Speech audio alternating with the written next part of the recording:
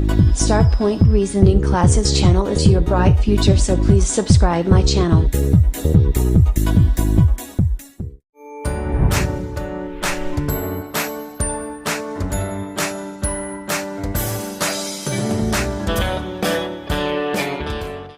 Hello, good evening my all student.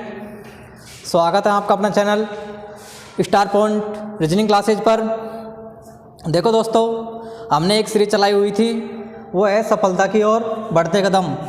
इस पे आज एक नया मोटिवेशन वीडियो आ रहा है, तो वो है, देखो आप सभी काफ़ी मेहनत कर रहे हो, आप सभी इतना मेहनत कर रहे हो कि आपका टारगेट निश्चय ही पूरा होने वाला है। आपका टारगेट निश्चय ही पूरा होने वाला है। उसी बीच मानो कि आपकी हार हो जाती है, और उसी हार में हमारे पापा या मम्मी घर पे कुछ डांट वाट दे रहे हैं और हमें कुछ ऐसा प्रताड़ित कर रहे हैं। उसी बीच पड़ोसी, उनको कुछ ऐसा मौका मिल जाता है आपसे कहने के लिए। उस समय का इंतज़ार वो पड़ोसी करते हैं जिससे वो अपने माता पिता हैं वो आप पे कुछ ना कुछ कहे। अब आपको पड़ोसियों की गिट-गिट बातें हैं, इनसे बिल्कुल परेशान हो जाते हो। तो इनसे बच्चा कैसे जाए? आखिरकार बात यह है कि इन पड़ोसियों के दुख दर्दों से इनसे कैसे बचा जाए। हाँ, ये हमेशा आपको गिराने में लगे होते हैं। तो इन पड़ोसियों से छुटकारा कैसे पाया जाए? कुछ नहीं, कुछ स्टूडेंट बता रहे थे सर कि पिछले दिन हमारा रिजल्ट आया था और हमारे पड़ोसियों से मैं इतना परेशान था, उनको पता है कि मैं हार हो गई मेरी। उसके बावजूद भी वो आके ऐसे मज़े ले रहे हैं कि आपका क्या हुआ, आपका सिलेक्शन हुआ था ना, रिजल्ट आया था ना आपका। उनको पता नहीं हुआ, उसके बाद में चिढ़ाने के लिए आ जाते हैं।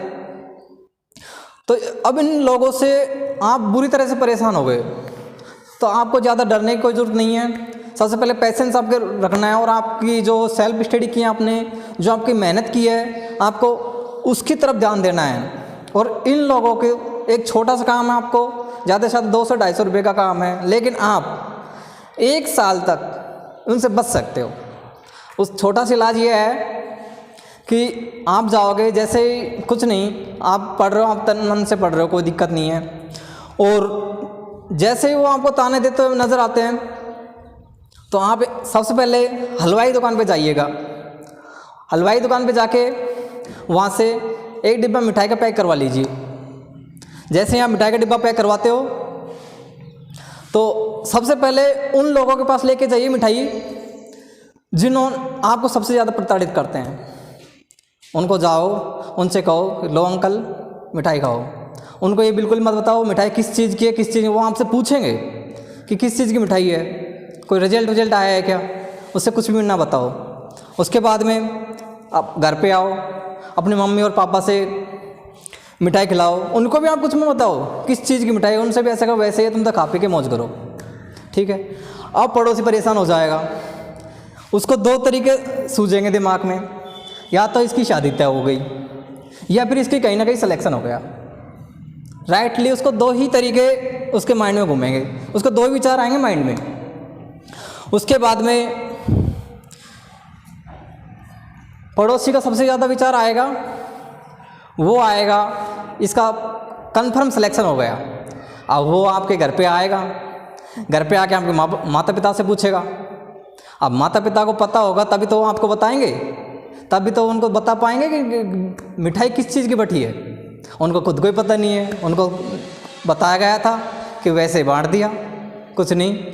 अब पड़ोसी हो जाएगा परेशान कि कुछ तो है, इनके माता पिता हमसे झूठ बोल रहे हैं, इसका 100% कुछ लगा है। तो उनसे आप करीब 1 साल तक बच सकते हो।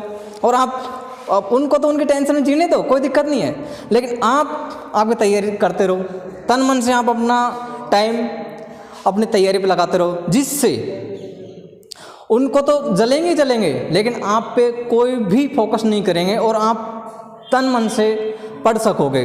दूसरी बात, लड्डू उसको खिलाए जाते हैं या फिर मिठाई उसको खिलाई जाती है जो अपना अच्छा चाहता है। अपनी विपरीत परिस्थितियों में जो काम आता है वो अपने लिए भगवान है। जैसे कि आप दिन रात मेहनत कर रहे हो और दिन रात आपको लगने ही वाला होता है कि अपनी कहीं ना कहीं सेटल होने ही वाले आते हैं, तो उस टाइम उन लोगों के पसीने छूट जाते हैं।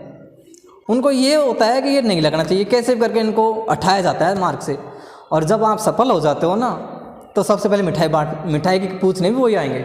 वो कहेंगे हमने आपको इतना साथ दिया था, मिठाई का क्या हुआ, मिठाई बंटवा रहे थे ना आप। तो वो इसलिए कहते हैं कि उन्होंने आपकी जड़ भी काटी है और मिठाई की भी मांग रहे हैं। तो पड़ोसियों से बचने का इससे अच्छा इलाज कुछ नहीं है। आप जैसे देखो दिन रात मेहनत करोगे तो मैं दावे के साथ कह सकता हूँ कि आप एक दिन अवश्य सक्सेस होंगे। जैसे कि एक कहानी होती है कि शेर एक ऐसा प्राणी है जो जंगल में रहता भी नहीं है, उससे ज़्यादा टाइगर दौड़ सकता है, उससे ज़्यादा लोमड़ी सोच सकती है, लेकिन फिर भी उसको जंगल का राजा कहते हैं। बताओ क्यों? इसी बीच में एक आपने देखा होगा बाज, जो पक्षियों का राजा कहा जाता है, उसमें ऐसी ऐसी क्वालिटी होती हैं तो वो खुद भी उन क्वालिटी का विपरीत परिस्थितियों में सामना करते हुए वो पक्षी कहलाने के योग्य बनता है। सब लोग बारिश के दिनों में अपने घर पे रहते हैं, सब पशु पक्षियाँ अपने अपने घोंसलों में चले जाते हैं, सब अपने अपने निवास स्थान में चले जाने के बाद में वो बाज वो उन लहरों का, वो उन बादलों का मुकाबला करता है और वो कभी कभी तो उनसे भी ऊपर पहुंच जाता है। और वो कन्फर्म उन लोगों को बताना चाहता है कि देखो मैं राजा हूँ, मैं विपरीत परिस्थितियों में मैं अपने घर में नहीं डूबा, मैं लड़ता रहा इन परिस्थितियों से। तो वैसे ही मैं आपसे बताना चाहता हूँ, जिस प्रकार से जंगल को, वो शेर को जंगल का राजा कहते हैं, गरुड़ को पक्षियों का राजा कहते हैं। क्यों कहते हैं? क्योंकि वो विपरीत परिस्थितियों में भी अपना मेहनत से नहीं डिगमगाते, वो अपने कर्तव्य पर निश्चय ही चलते रहते हैं। इसलिए मैं आपसे भी ये कहता हूँ, परिस्थिति चाहे कैसी भी हो, सर्दी गर्मी बारिश कैसे भी माहौल हो, लेकिन आपको अपना कर्तव्य बिल्कुल भी नहीं छोड़ना है और रेगुलर पैटर्न के साथ मेहनत करनी है। इन पड़ोसियों को इनकी औकात का तभी पता चल पाएगा, तब आप सिलेक्शन हो पाओगे। तो इन दो बातों के बीच में मैं अपनी वाणी को विराम देता हूँ। Thank you, take care.